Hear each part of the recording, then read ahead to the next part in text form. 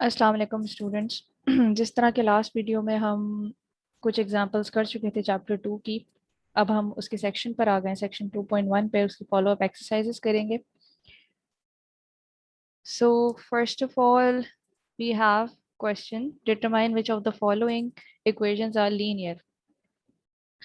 हमने इन इक्वेशंस को देखना है और ये बताना है कि ये इक्वेशंस जो हैं वो लीनियर है या नहीं।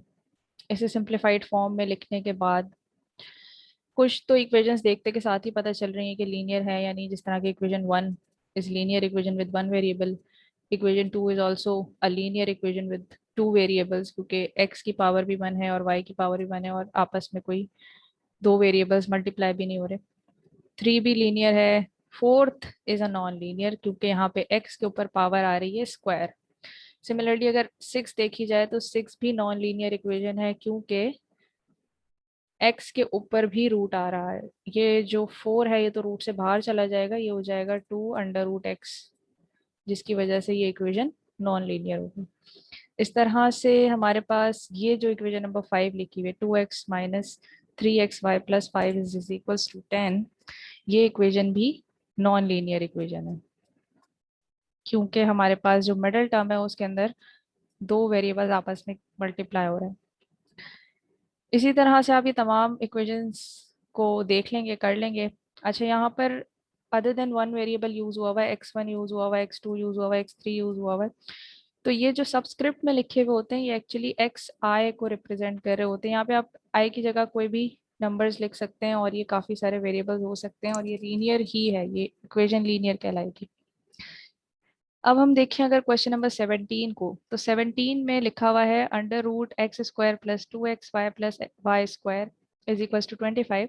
बज़ाहिर तो ये इक्वेशन देखने में हमें नॉन लीनियर लग रही है, लेकिन अगर हम इसे सिंप्लीफाई करें, अंडर रूट ये जो लिखा हुआ है x² + 2xy + y², अगर आप याद करें तो ये एक फॉर्मूला क्लोज हो रहा है, x + y whole square, x + y whole square is equals to 25, जिसकी वजह से ये जो अंदर स्क्वायर आ रहा है और जिसके ऊपर रूट लगा है ये आपस में कैंसिल आउट हो जाएंगे and we will have x + y is equals to 25।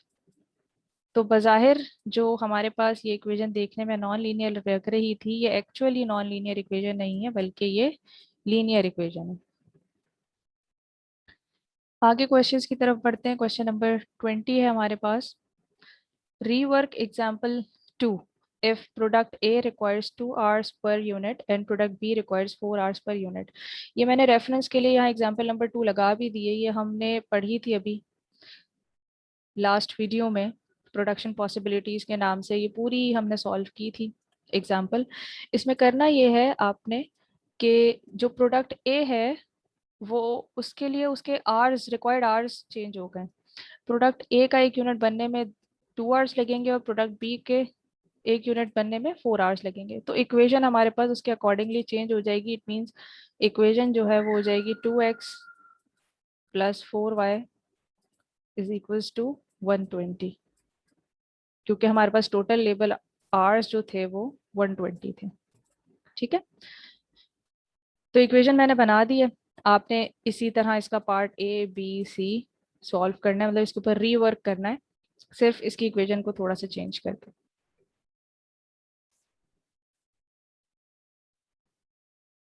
All right. In question number 21, given equation 4x1 - 2x2 + 6x3 is equals to 0.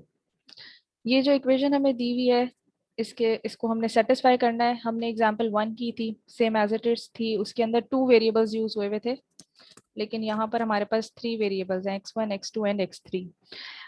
You need to find out the pair of values which satisfy the equation when x1 is equals to 2 and x3 is equals to 1.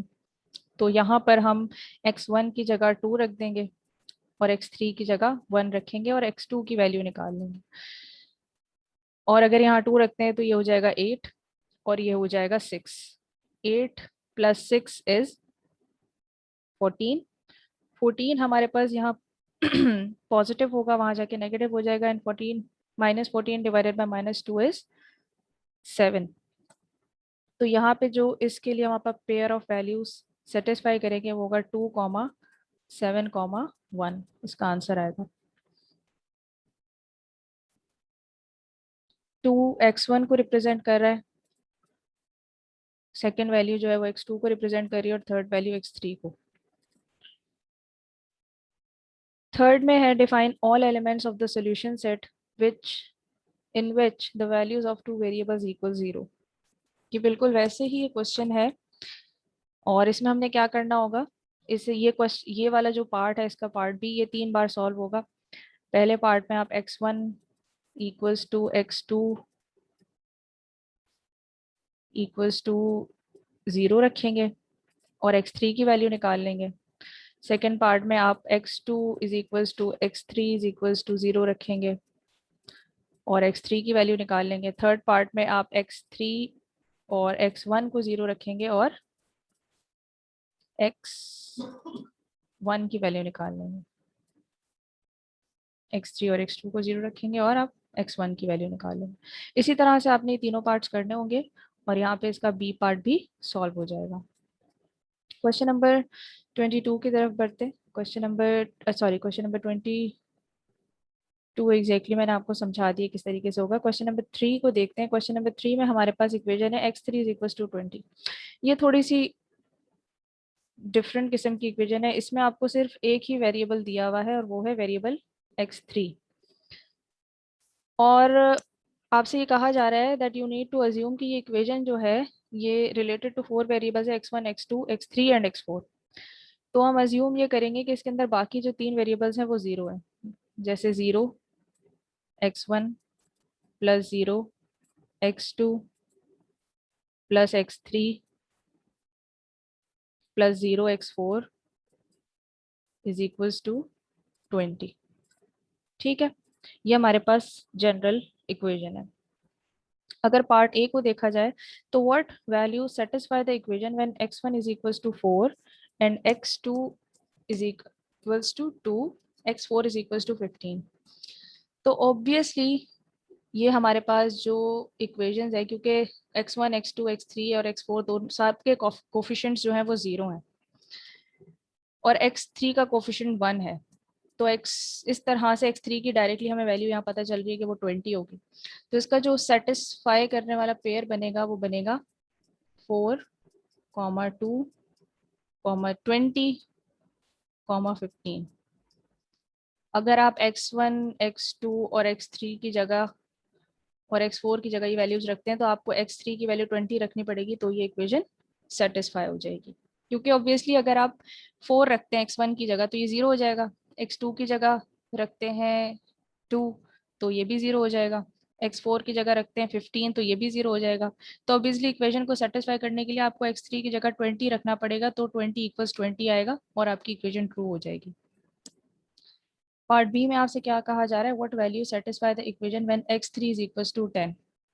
तो यहाँ पर हमें ना x1 की value दी हुई है, ना x2 की, ना x4 की, डायरेक्ट x3 की वैल्यू दी हुई है। तो इस x3 की वैल्यू को उठा के हम इस इक्वेशन में सब्स्टिट्यूट कर देते हैं।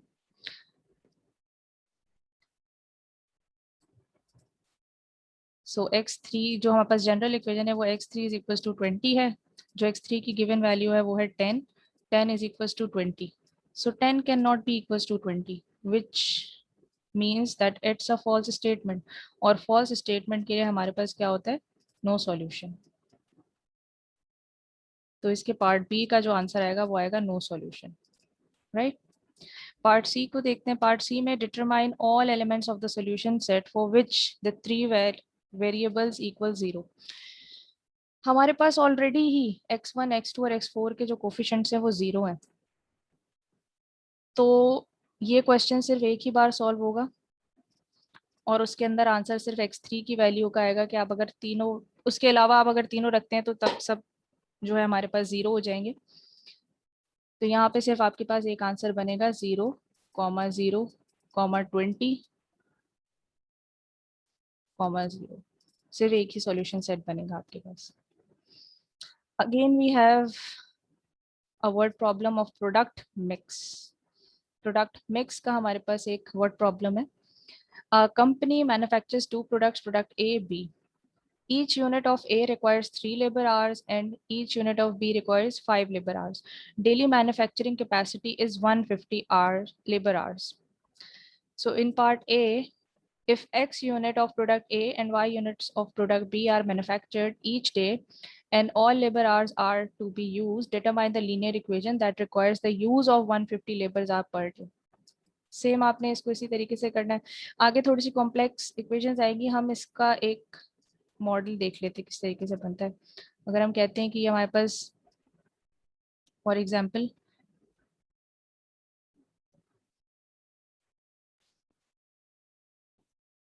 यहाँ पास आर्स, फॉर एग्जांपल ये हमारे पास आर्स है, labour hours, product A, product B, और जो इनकी क्वांटिटीज हैं वो हम यहाँ नीचे लिख रहे हैं क्वांटिटी. तो प्रोडक्ट ए को बनाने के लिए जितने आवर्स हमें रिक्वायर्ड हैं वो आवर्स हमारे पास हैं 3 आवर्स, और प्रोडक्ट बी को बनाने के लिए 5 आवर्स. तो 3 hours for product B and 5 hours product, 3 hours for product A and 5 hours product for product B. Quantity represent कर रहे हैं हम एक्स और वाई से, और यहाँ पे हमारे पास जो टोटल आवर्स हैं दोनों के लिए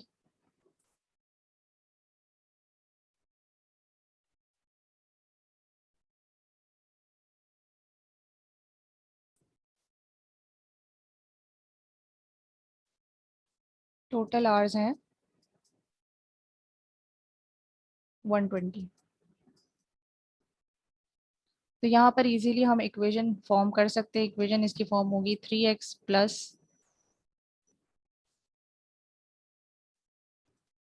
5y is equals to 150.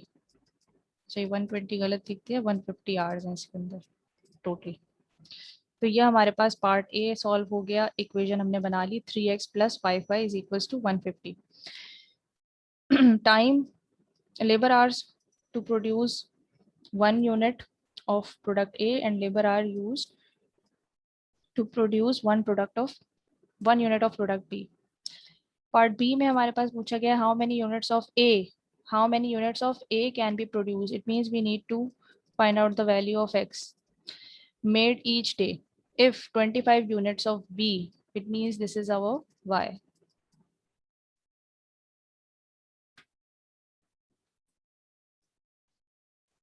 Are manufactured each day. So again, we'll go to the equation. Substitute the value y is equals to 25 in the equation.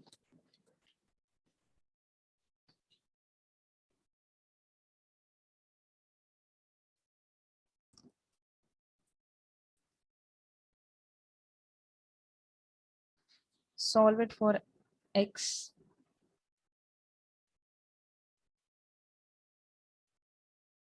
So we will have 3x is equals to 150 minus 125, because 5 into 25 is 125. After subtracting it, we will have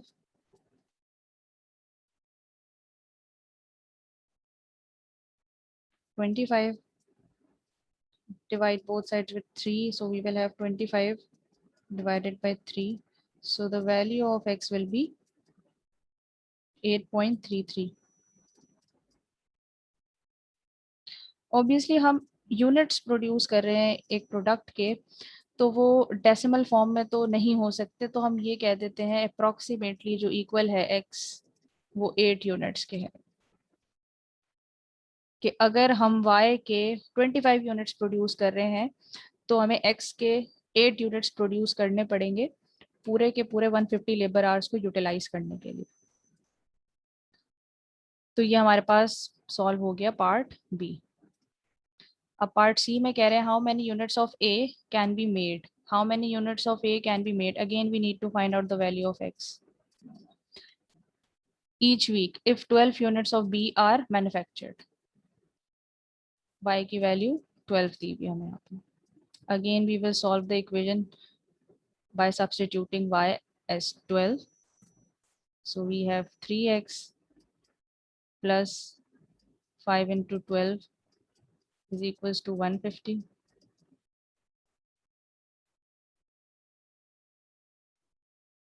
3x is equals to 150 minus 60 because 5 into 15 is 60. After subtracting, we will have 3x is equals to 90 and x dividing both sides with 3. So we will have 30 units. It means we need to make 30 units of product A if we produce 12 units of product B. लेकिन आगे इन्होंने एक छोटी सी बात और लिखी है bracket में, assume a 5-day work week. उन्होंने each week पूछा है, ये हमने जो है डे के लिए निकाला है. So what we need to do, we need to just multiply this 30 with 5 to find out the value to be produced each week. So 30 into 5 is 150 units each week. 150 units each week.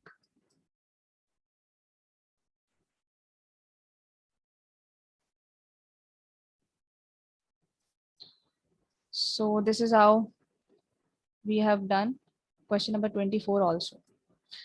अब question number 25 की तरफ move करते हैं. Nutrition planning. Nutrition planning में हमें जो question दिया हुआ है, a dietitian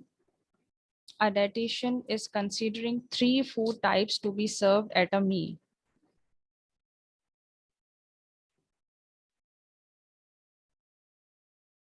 She is particularly concerned with the amount of one vitamin provided at this meal. 1 ounce of food provides 8 milligrams of the vitamin. An ounce of food 2 provides 24 milligrams, and an ounce of food 3 provides 16 milligrams. The minimum daily requirement MDR for the vitamin is 120 milligrams.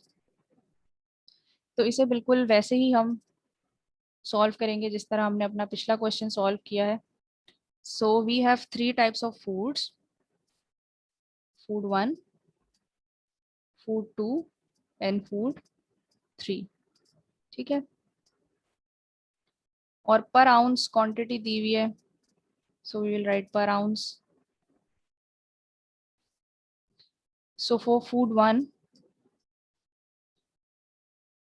1 में जो एक particular vitamin की amount है इन milligrams, वो है 8 milligrams food 1 में. ठीक है. फूड 2 में जो है वो है 24 मिलीग्राम्स, और फूड 3 में है 16 मिलीग्राम्स. राइट. और मिनिमम डेली रिक्वायरमेंट हमारे पास कितनी है? 120 मिलीग्राम्स.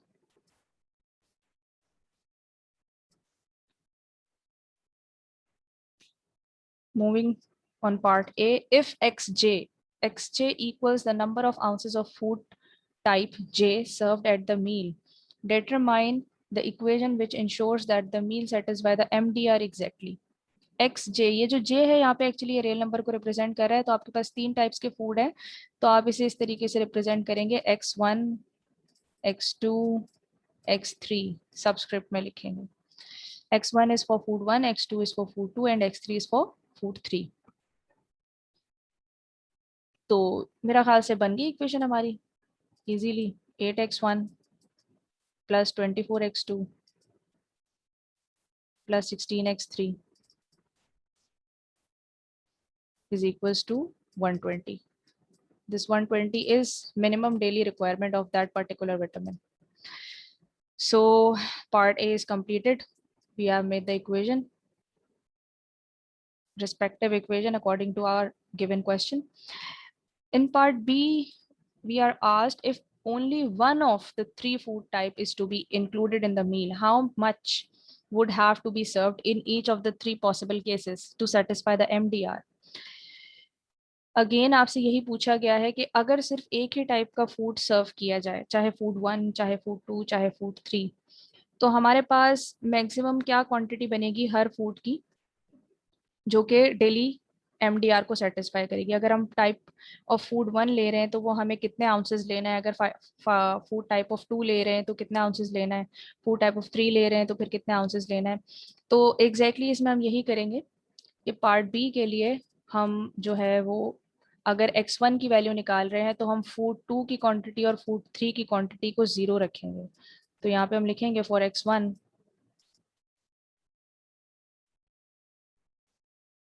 या फॉर फूड, तो यहाँ हम लिखेंगे for food 1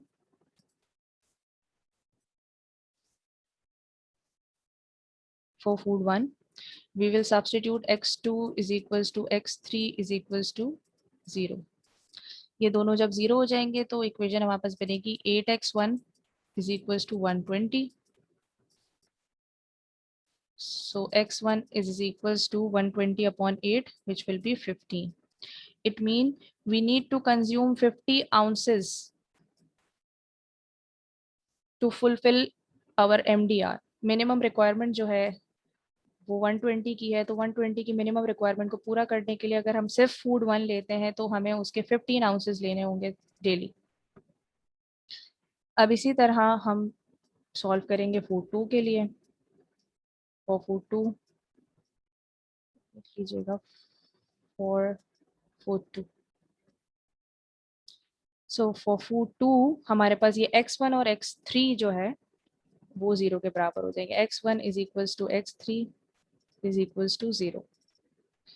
So we will have 24x2 is equals to 120 and we divide 24 on both sides, so we will have x2 is equals to 5।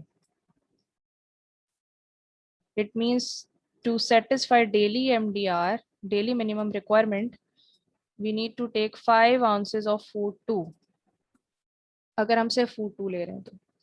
Now for food 3,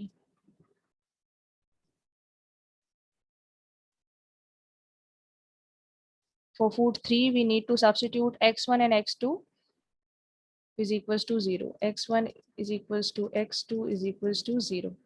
दोनों को 0 रखेंगे, so we will have 16x3 over 120 is equals to 120। We divide 16 on both sides, so we will have 7.5 ounces। It means if we take only food 3, so for satisfy daily MDR, daily minimum requirement, we need to take 7.5 ounces of food 3। So hopefully ये questions जो है वो आपको समझ में आए होंगे। Next हमारे पास इमरजेंसी एयरलिफ्ट का क्वेश्चन है। The red cross wants to airlift supplies into a South American country which has experienced an earthquake. 4 types of supplies, each of which should be shipped in a container, are being considered. One container of a particular item weighs 120, 300, 250, and 500 pounds respectively. For the 4 items, if the plane to be used has a weight capacity of 60,000 pounds and xj equals the number of containers shipped of item j, determine the equation which ensures that the plane will be loaded to its weight capacity. If it is decided to devote this plane to one supply item only, how many containers could be shipped of each item?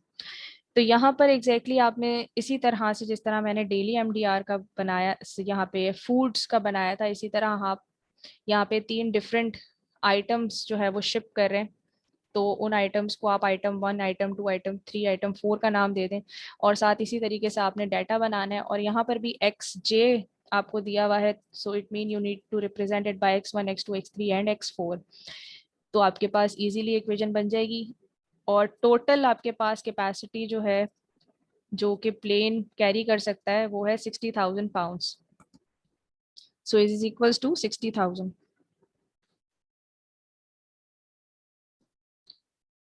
तो यहाँ पर ये equation बन गई आपकी। और B के लिए एग्जैक्टली आपने यही काम करना है जो हमने यहाँ फूड 1, फूड 2 और फूड 3 के लिए किया है कि आपने बारी बारी आइटम 1, आइटम 2, आइटम 2, आइटम 3 को 0 रखना है। तो आपके पास x1 की वैल्यू आ जाएगी मैक्सिमम जो आप लेकर जा सकते हैं 60,000 पाउंड्स की कैपेसिटी के प्लेन में।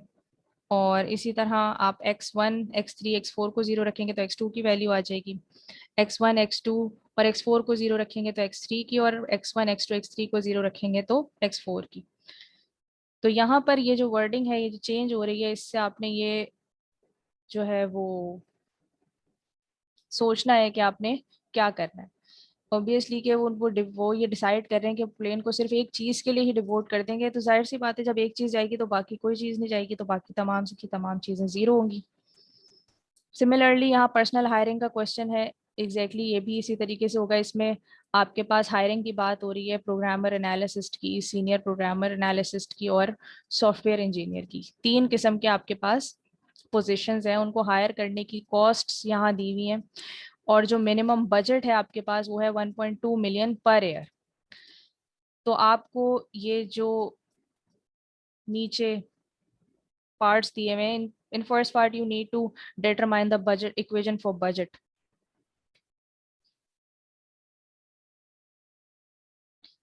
एंड इन पार्ट बी आपसे जो रिक्वायरमेंट की गई है, if it were desire to spend the entire budget on one type of position, exactly वही आपने काम करना है, x1 x2 x3 की वैल्यूज को निकालने, किसी भी दो वेरिएबल्स को जीरो रख के। In part C, they are asking if exactly 10 programmer analysis are needed for the contract. What is the maximum number of senior programmer analysis that could be hired? Maximum number of software engineers. तो इस तरह से आपके पास मजीद further कुछ questions दिए हुए हैं इसी तरह के, उन्हें करने की कोशिश कीजिएगा। अगर कोई प्रॉब्लम हो, को समझ ना आए, so you can comment and ask. So thank you so much and अल्लाह हाफिज़।